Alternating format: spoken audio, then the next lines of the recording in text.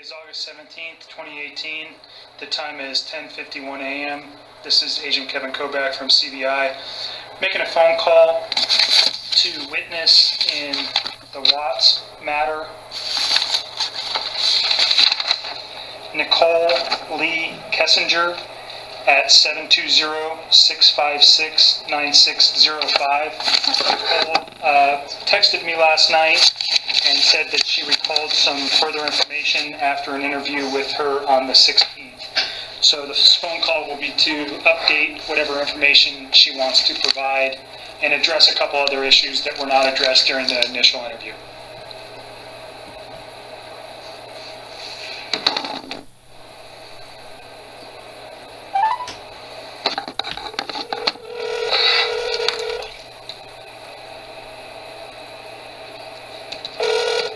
Hello. Hi, Nikki. It's Kevin. Hi. How are you? Sorry for the delay. I got stuck in a meeting. Obviously, couldn't walk out. So I apologize for taking so long to get back to you. It's okay. You at least got a couple hours of sleep last night? Yes. You sound a little bit better than yesterday. I feel a little bit better. Not much, but I feel like sitting down and just talking about all of that with everybody is like, it's helping. Good. Well, I think just keep that up, and again, if you need if I can put you in touch with somebody from Victim Advocate to whatever I can help you with, just call and ask. Okay. Okay. I'm going to need you to do that once we're done talking. Okay, sure. I can get somebody in touch with you today, and you don't need to tell me about anything. We talked about that yesterday, but it might be something good for you to do, and I can make that happen today. Thank you. You're welcome. So you texted me about 2 a.m. and said that you remembered some other information. What did you remember? Like, just kind of odds and ends. And I'm sure there will be more as this goes on. I interacted with him so much that sometimes, like, I just have to stop and think about how much information that I have gotten from him over the last few months and the last week or so. And, like I said, I never know what's true and what's not anymore. Sure. But I figured I'll just give you guys everything I have. And hopefully I don't have to keep calling you back with more, but no promises. No, that's okay. Please do. Like I told you yesterday, anything that comes to mind that you think is important, I'd like to know. Because you know him better than anybody probably over the last 6 to 8 weeks. So that's anything that he said to you or anything that stands out to you as you're reflecting on all this kind of mess here is important for me to know. Understood. Couple things. So one, I went back and I tried to find whatever text you were talking about between my friend Charlotte and me with the eHarmony thing. I don't know what you're talking about. Okay. Her I text so much though. So if you find it and you show it to me, let me know. But it's just I was on that site, but it was never worth a damn for me. So it wasn't really something that I ever discussed with her. However, when I was going back through there, I did realize that I had offhandedly mentioned to her a little bit about Chris. I didn't tell her that I was how deep the rabbit hole went on that, I guess you could say, but it was kind of vague, and she was asking a lot of questions at that point, but it was just oh, you know what, I did say something to her. You guys, I think, I just looked at the messages, and there was some little bit of conversation regarding, he's got kids. There was some conversations about some sexual related stuff, and that was about it. Does that sound right? Yeah, that's it. But I did mention it to her, and honestly, we've talked since then, and I haven't even mentioned him, and that girl's so wrapped up in everything that's going on in her life. I don't even think she realizes what's going on in the news. Okay. I don't even think she's going to connect the dots. I would be surprised. I honestly am convinced that if I don't say a word about it, I bet you she won't even bring him up.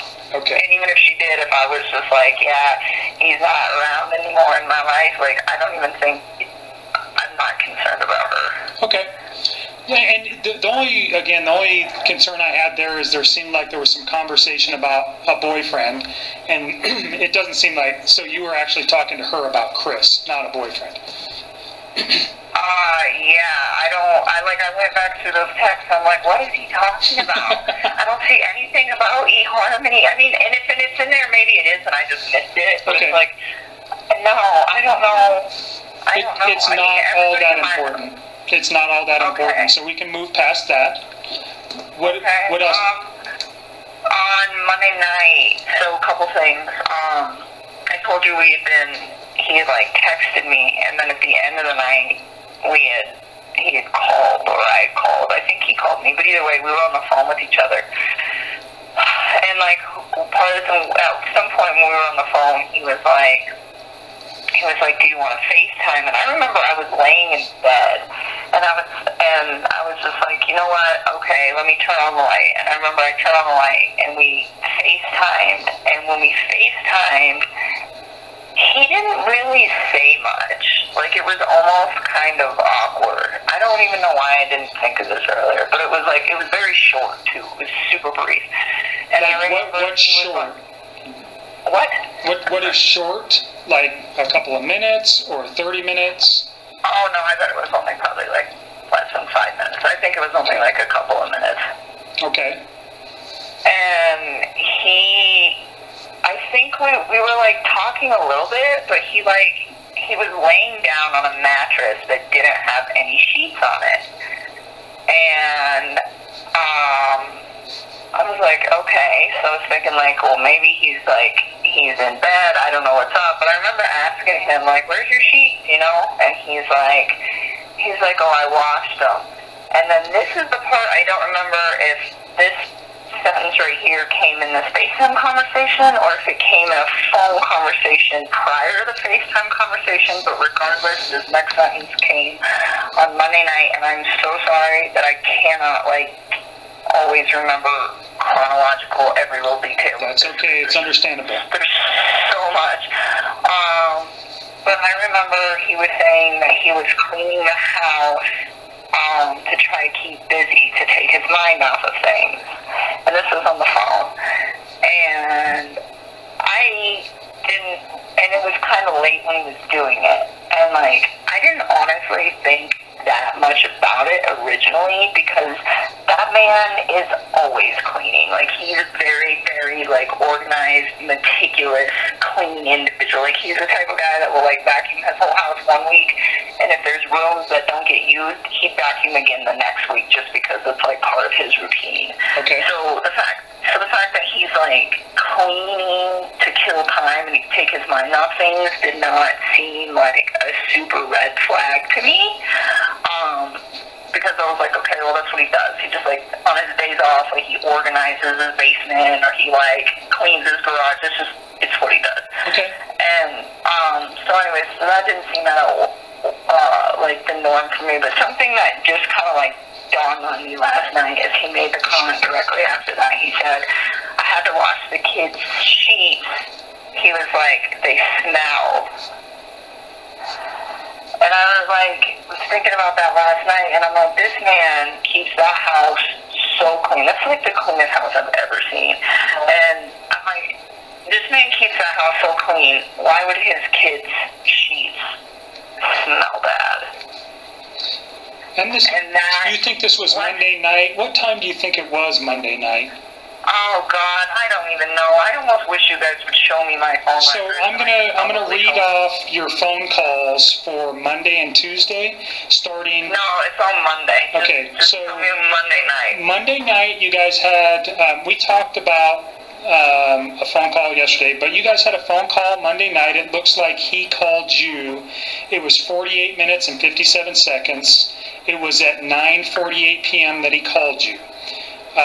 So that would take us to about 10:35, and then there's another call on Monday. It's for 51 minutes and 25 seconds, it looks like. I'm not sure, looking at this, who called who, but it looks like you called him, and that was at 11:09 p.m. That lasted 51 minutes, so that takes us to midnight. And then there's another phone call where he calls you. So we're now into midnight, Tuesday morning. It's a 30-minute phone call that lasts until 12:38 a.m. And then after 12:38 a.m., there's a 2-minute and 44-second phone call that lasts that starts at 1:12 a.m. It's 2 minutes and 44 seconds. So I would almost, this is just me, but I would go get my text messages with him from that night, and I would sync them up to that time frame, because there was texting in between that. So I think what happened is he called me on that first call, and then there's that gap between the first call and the second call.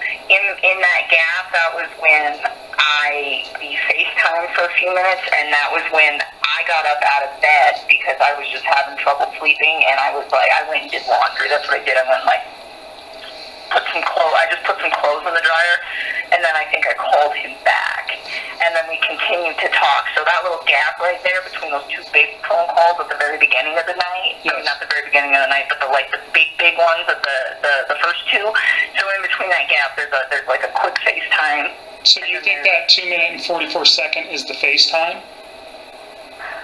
The one at the very end? Yeah. Well, so there's I don't even think the FaceTime's on there. Okay, because the FaceTime occurred in between those two big phone calls. That okay. Okay. Because it was one big phone call, and then there should have been there's a FaceTime, and in the FaceTime short, it's only a few minutes, and then there's probably just a few more minutes. That's probably. So there's a few more calls on Tuesday. So 1:12 is the 2-minute and 44-second call. That lasts till approximately 1:14, and then there's a long gap until 1:50. So another 45 or 35 minutes, and then there's a 7-minute phone call. That phone call lasts till 1:58 a.m. And then there's a 10-second phone call at 2:07 a.m. followed by. I think he calls you and maybe leaves a voicemail or something, or you don't pick up.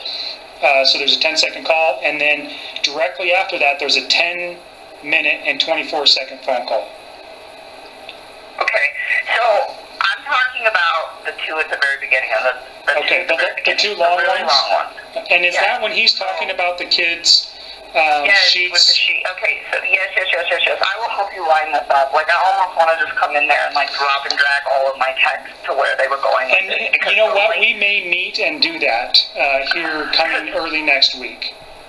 Yeah, well, all those phone calls at the very end of the night, that was me freaking out. If you look at my text, a lot of that was I can't sleep, I'm really scared, where's your family? That was me freaking out, and him calling to try to reassure me, or me calling him please talk to me, I'm super scared, where's your family? Those little ones at the very end of the night are me not being able to sleep and trying to get him to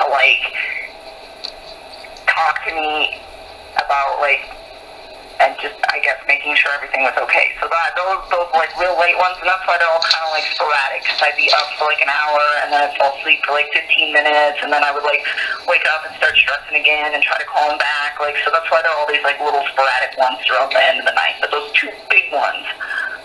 So yesterday we talked about Tuesday was mainly text messages regarding your confrontation about his wife being pregnant. Yeah. Is that accurate?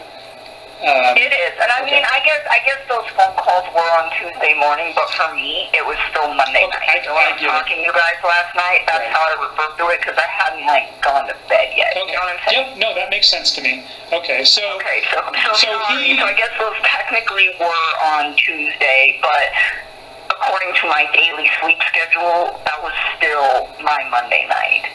Right. So the last phone call with him on Monday, well, it basically starts into Tuesday. It takes you all the way to Tuesday. It actually ends basically at midnight on Monday, August 31st. So his wife gets home sometime at about 2 o'clock on that morning. So no, she got home on Sunday. Pardon me, Sunday. She got home on Sunday. So did you ever talk to him late on Sunday night? No, we were on the phone, but I mean, I had to let him go and get up and go to work. That was the 9 to 11 call that it was like a 2-hour phone call we talked about yesterday on Sunday night from 9 p.m. to 11. And that would have been the last time that I talked to him until the work day on Monday. And that's when he texted you at like 3:45. No, we talked during work. Remember I told you he like randomly texted me throughout the day at work, but it was just like bullshit conversation. Okay. It wasn't like anything. No substance. Okay. So the most important thing that you've said here is this Monday night phone call. He doesn't have any sheets on the bed, and he said his children's sheets were smelly. They smell. Okay. Yeah. So let's get back to that because I feel like you and me are kind of getting off track. Yep. So go to that first long phone call on Monday night was, I think, when he told me that. I don't think he told me that in the FaceTime in the FaceTime conversation. I think he told me that in the first conversation where he was like, their sheets smell. And I remember thinking to myself, like, why? Like, you keep such a clean house. Like, why would your kids' sheets stink? And, like, it just didn't really click. Did you confront him? Why they? What's up? Did you confront him why the sheets smelled, or did you inquire why? No, I didn't even ask. Do you know his? I mean, his children were quite young, and I think one of them was still in diapers. Would have that been a potential reason? You know, that one of them had an accident, or did it seem like that's not what he was talking about?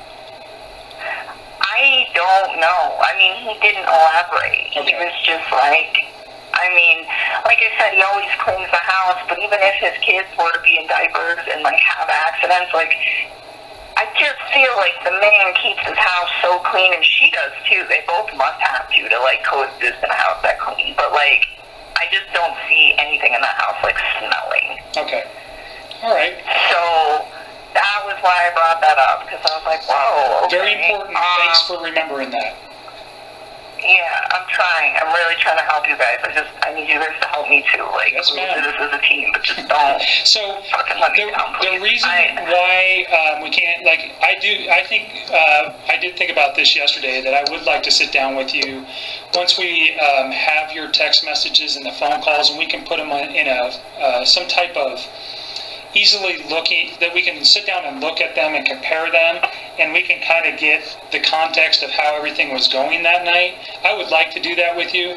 Unfortunately, so the download that we got yesterday is going to take multiple days to be analyzed. I probably won't have it back till next week. And then, because you guys did have so many text messages, one of my analysts is working on getting those in order, so we can put something together where we can actually sit down and discuss it. But I do think that's something that I want to do in the near future, sometime probably next week. I mean, I can do that. I don't mind giving you guys my time. I just need you guys to, like, help me with my employer and try to just help me brace for this media thing and just try. So I think your personal mental health is the #1 issue. So let me help you with that and get a victim advocate to call you. And you can address questions of employment with them. I think they're better suited to answer those questions than I am. So I would ask you to direct questions to them. If they can't answer them, I'll try to help you as best as I can. I think you have a personal decision to make on what you want to do with your employer. I think you're kind of backed into a corner. And you are going to, it's a tough decision. Do you want to inform them of what was going on?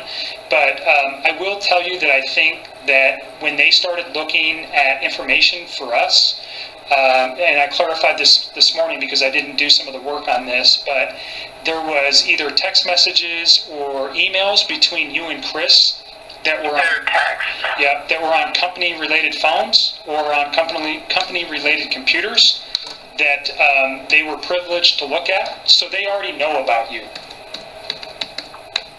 Okay, so... Yeah, I don't know if I'm going to keep my job. I hope that they don't fire me for that. I mean, technically, I'm not an ATC employee, and he is, and it was his phone and not mine, so, well, like, I don't think that's fire... Like, I don't know labor law, I'll just put it that way. I think that, you know, whatever. I mean, people have relationships at work, and you guys were smart enough to stop the stuff, however you guys did it. Is it an unusual circumstance that two people who got together at their place of employment, this terrible tragedy happened. Yes. Do I think that they are going to do anything to you? I don't think so. I mean, if you read the paper today, you saw they already fired Chris. I mean, as they should, but right. I'm hoping they're not going to fire me. Well, and I think you need to head that up. I think if it was me, and this is just a personal, this is not a professional opinion, it's a personal opinion, because I'm trying to help you as much as I can. I would reach out to your employer and just say, I want to come in and talk to you, but maybe talk to your EAP people first, and let me get you in touch with a victim advocate, because again, I think your mental health is more important right now than even your employment. I want you to make sure that you're comfortable and safe in everything that's happening, and then make some, professional decisions and in regards to your employment. Okay? Okay. So let me do that. And go ahead. No, I have a couple more questions that don't relate to anything that we just talked about. Is there anything else that you remembered last night that you want to address? Yeah, a few. So I'm not done yet. Okay. And then we can talk about that whole thing too, because I was actually going to see if I could email them today. I was going to email my upper boss, and I was actually going to call her and see and just ask her if she can have. She's Anadarko rep. See if she can have a schedule sit down with my employer Tasman and schedule sit down with EAP, and I want to get in a room with them all at the same time and just give them kind of a brief synopsis of what's going on and just ask them for help and see what they have to say. But I was going to tell you what I was going to say to them and just ask your opinion on it, because I don't want to give them too much. You do not need to tell them anything about the investigation or anything about what we discussed. From my standpoint, the investigative pieces that we've talked about, and specifically things that relate directly to why something may have happened, or time frames, or things like that, they don't need to know that. I think... Oh, I wasn't going to tell them that. I was just going to let them know that I was... You were in a relationship with them. Case, and that that I'm like a witness to this case, and that right now it's pretty quiet, but, in a few weeks, given how everything goes, it might become kind of a media frenzy. And I was just going to tell them, I didn't commit any crimes, and I'm not in trouble, but I'm working with the prosecutor to try to help to bring some closure to this horrible thing, and then just tell them, I don't think the media is going to portray a very nice picture of me, and it's just an unfortunate circumstance, and I think that your projection of whatever is going to happen with the media can be reserved until that time. I know that's like your biggest fear in this, but right now I wouldn't address anything that hasn't happened. I think I would simply tell them, look, I am involved in this case, I'm a witness, and I, whether or not, I think they already know it, and I'm sure Anadarko is going to talk with whoever your employer is to make them aware of that. And then, hey, I had a relationship with this guy, and that's all they need to know. They don't need to know anything else. And then, you have to protect your employment and your personal well-being. So think of the best way to do that, and just minimal information. You don't have to tell them very much, but I do think you're on the right track of getting ahead of it. But again, I'm not an attorney, especially a labor attorney, so you have to make decisions for yourself on that. But some of the people here in the victim advocate realm may be able to give you some better advice than I. I was hoping to do that today. Sure. I will make a phone call today and get the ball rolling on this, because I would like to either go to work on Monday or figure out what is going on with a fresh week and try to put my life together, because I think it will help. Yeah, I think getting back to work and not sitting there and dwelling on this at every moment is going to be very beneficial to you. So I will reach out to those people who handle that today. If I had a name, I'd give it to you. I don't, but I'll see who's available. Okay. So what other? I want to reach out to them today. Okay. As soon as we're done here, I'll make that my next.